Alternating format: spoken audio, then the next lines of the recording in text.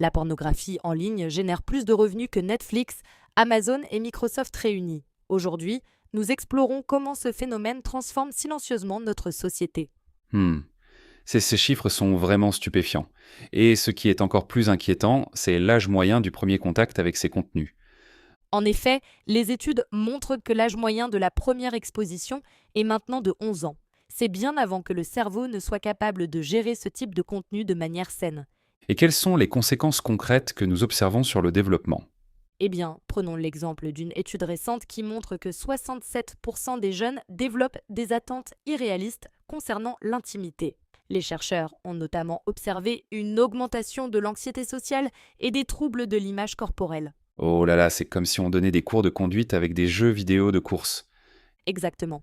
Et ce qui est fascinant, c'est que les neurosciences nous montrent maintenant que la consommation régulière modifie littéralement les circuits de récompense du cerveau, un peu comme certaines drogues dures. Donc nous parlons d'une véritable addiction. Absolument, et les chiffres sont alarmants. Une étude de l'Institut national de la santé révèle que près de 40% des consommateurs réguliers rapportent des symptômes de dépendance. Perte de contrôle, besoin d'augmenter les doses, symptômes de sevrage. Mhm. Et comment cela affecte-t-il les relations réelles? Les impacts sont multiples. Par exemple, nous voyons une augmentation de 35% des cas de dysfonction érectile chez les jeunes hommes de moins de 30 ans. Mais au-delà du physique, c'est toute la capacité à créer des liens émotionnels qui est touchée. C'est comme si nous désapprenions à communiquer intimement. Tout à fait. Les thérapeutes rapportent une augmentation significative des couples qui consultent pour des problèmes d'intimité liés à la pornographie. La réalité ne peut tout simplement pas rivaliser avec ces fantasmes hyper stimulants. Et quelles solutions émergent pour faire face à ce problème? Plusieurs approches prometteuses se développent. D'abord, des programmes d'éducation numérique qui utilisent la réalité virtuelle pour sensibiliser aux dangers de la dépendance. Ensuite, des thérapies cognitivo-comportementales spécialement adaptées. Je vois aussi de plus en plus d'applications de digital detox spécialisées. En effet, et certaines montrent des taux de réussite impressionnants.